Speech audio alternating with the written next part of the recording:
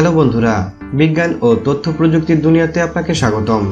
বন্ধুরা, আজকের ভিডিওতে আপনাদের দেখাবো অ্যাডভান্স কিছু মেশিন এবং শক্তিশালী টুলস। তো ভিডিওটি শেষ পর্যন্ত দেখতে থাকুন। প্রথমেই রয়েছে অর্কস জাউসা। বন্ধুরা, গাছের ছোট ছোট ডালপালা ছাঁটাই করা এবং এগুলিকে টুকরো টুকরো করার কাজ এই টুলটির মাধ্যমে করা হয়ে থাকে। দেখতে ছোট ও ব্যাটারির মাধ্যমে চালিত এই টুলটি 10 সেন্টিমিটার পুরো ডাল পর্যন্ত কাটতে সক্ষম। এই টুলটি খুবই সহজে অপারেট করা যায়। এর হ্যান্ডেলে থাকা বাটন ক্লিক দেওয়ার পর এতে থাকা কাটার ডাল কাটতে থাকে। এই টুলে একটি ইমার্জেন্সি বাটনও দেওয়া রয়েছে, যাতে করে যদি কখনো ভুল জায়গায় কাটতে শুরু করে তা যেন তৎক্ষণাৎ বন্ধ করা যায়। সময় এবং লেবার খরচ কমানোর জন্য এই ডিভাইসটি ব্যাপক ভূমিকা পালন করে। এই টুলসের দাম $145।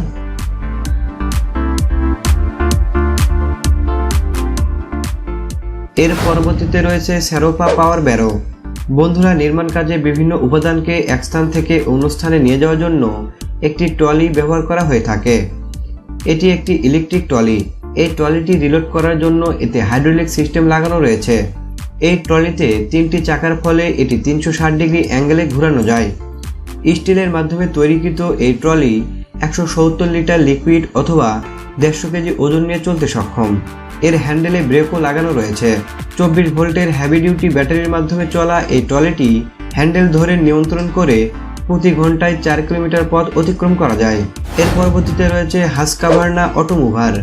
মাঠ থেকে ঘাস কাটার জন্য এই অ্যাডভান্স ডিভাইসের ডিজাইন করা হয়েছে। এই ডিভাইসটি 3টি স্টেপে কাজ করে থাকে।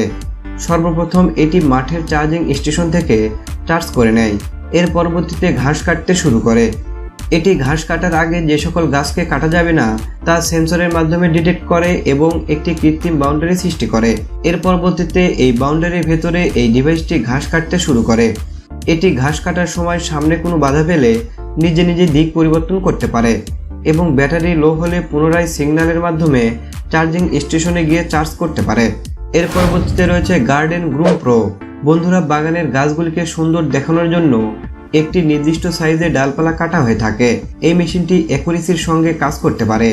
এটি একটি অটোমেটিক ইলেকট্রিক ডিভাইস যা হাত দিয়ে ধরে কাজ করতে হয়। এই ডিভাইসটির মাধ্যমে ছোট বড় যে কোনো গাছের কাটিং করা যায়। এই ডিভাইসের ফলে সময় ও শ্রম দুটোই কম লাগে। সর্বশেষে রয়েছে ইসাকি রাইস হারভেস্টার। বন্ধুরা, এই মেশিনটির মাধ্যমে ধানকে হারভেস্টিং করা হয়ে থাকে। এর সামনে থাকা কাটারের মাধ্যমে ধানকে কেটে ধান এবং খড়কে আলাদা করা হয়। এর সাথে সাথে খড়কে গুঁড়ো করে অন্য একটি ট্রলিতে দিতে পারে এই মেশিনটি। এই মেশিনটি অনেক দ্রুত কাজ করতে পারে বলে খুবই কম সময়ে অনেক জমির ধান কাটা যায়, যার ফলে সময় ও শ্রম দুটোই কম লাগে। বন্ধুরা, আজকের ভিডিওটি এ পর্যন্তই।